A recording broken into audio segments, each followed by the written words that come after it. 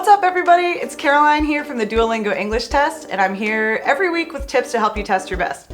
This week we're talking about updates to the writing sample question, and I have a special guest with me. This is Dr. Ramsey from our research team.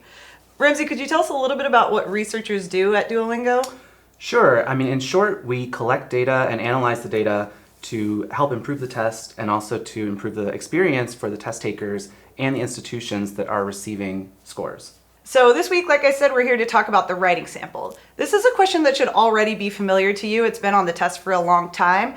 And as a reminder, this is the one that comes near the end of the test, and you're going to see a written prompt, and then you write at length for 3 to 5 minutes in response to that prompt. One interesting thing about this question type is that it's sent to universities. So while they can't see your responses to most questions on the test, they will receive the topic that you write about as well as your response. Many universities use the writing sample as a way to get to know you better as a candidate and also to check out your English writing skills. So make sure to do your best to showcase your skills to the admissions committee. In the past, the writing sample has been unscored, but as of today, the writing sample will now be a scored question. That's right, and this means that the writing sample will now impact your overall score as well as the production and literacy subscores. But other than that, the question is going to remain basically the same. It's going to have the same directions, the same question flow, the same task that you've been asked to do on the practice test and previous versions of the Duolingo English Test. Another thing that's not changing is that universities will still be able to see this response when you send your results. And as a note, the speaking sample is still unscored. So Ramsey, could you talk a little bit about why we're doing this? Basically, scoring the writing sample helps us to better evaluate the writing skills that you'll be using in a university setting without increasing the length of the test. Yeah, exactly. So the test is still going to be 1 hour long, and you'll still get your results in those 48 hours. Just think of this as another opportunity to demonstrate your writing skills and contribute to your test scores. So a lot of test takers are going to want to know how we're going to score the writing sample. Could you talk a little bit about that?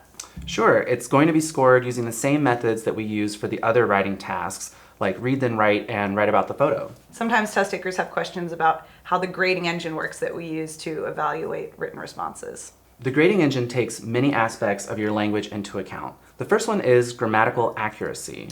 So that's basically the correctness of your grammar. The next one is grammatical complexity.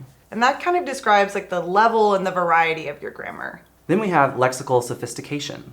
And that describes the level of your vocabulary. There's also lexical diversity.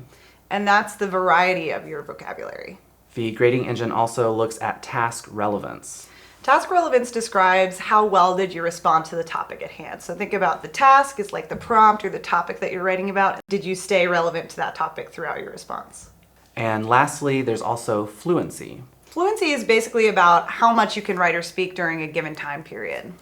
You can find more information about how your response to the writing sample will be graded in the official guide, and we're going to link that down below. Also, if you have any questions, make sure to visit our website to chat with our support team. You can find them at the orange help button in the bottom of the screen. They'll be there to chat with you and answer your questions. And like Ramsey said, we've updated our official guide with this new information. We're going to leave the updated version below.